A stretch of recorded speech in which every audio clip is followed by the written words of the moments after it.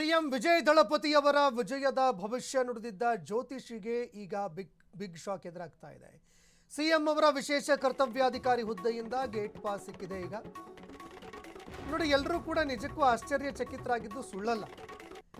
CM ಅವರ ವಿಶೇಷ ಕರ್ತವ್ಯಾಧಿಕಾರಿಯಾಗಿ ಭವಿಷ್ಯ ನುಡಿದಿದ್ದಂತಹ ಒಬ್ಬ ಸ್ಟಾರ್ ಜ್ಯೋತಿಷಿಗೆ ಅವಕಾಶ ಮಾಡಿಕೊಡಲಾಗಿದೆ.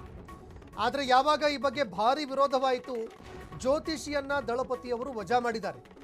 ನೇಮಕಾತಿ ಆದೇಶವನ್ನ ರದ್ದುಗೊಳಿಸಿದ್ದಾರೆ ತಮಿಳುನಾಡು ಸಿಎಂ ವಿಜಯ್ ಅವರು. ಮಿತ್ರ ಪಕ್ಷಗಳ ವಿರೋಧದ ಹಿನ್ನೆಲೆಯಲ್ಲಿ ಈ ಹುದ್ದೆಯನ್ನ ಹಿಂಪಡೆದುಕೊಂಡಿದ್ದಾರೆ. OSD ಆಗಿ ನೇಮಕ ಮಾಡಿದ ಒಂದು ದಿನದ ಒಳಗಾಗಿ ಈ ನಿರ್ಧಾರ ಕೈಗೊಂಡಿದ್ದಾರೆ.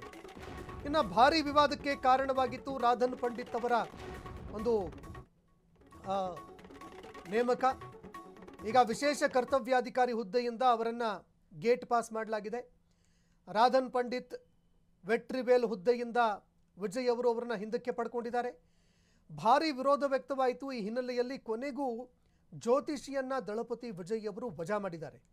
ನೇಮಕಾತಿ ಆದೇಶವನ್ನು ರದ್ದುಗೊಳಿಸಿದ್ದಾರೆ ತಮಿಳುನಾಡು ಸಿಎಂ ವಿಜಯ್ ಅವರು.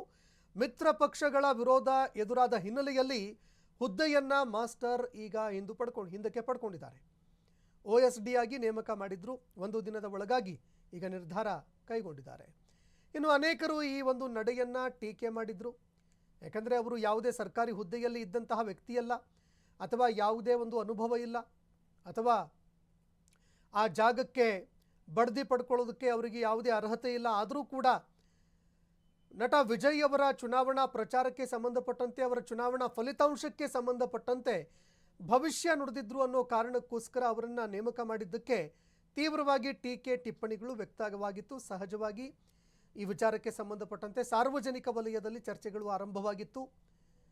ಇದಾದ ನಂತರದಲ್ಲಿ ಈಗ ವಿಜಯ್ ಅವರು ಇದನ್ನು ವಾಪಸ್ ಪಡ್ಕೊಂಡಿದ್ದಾರೆ.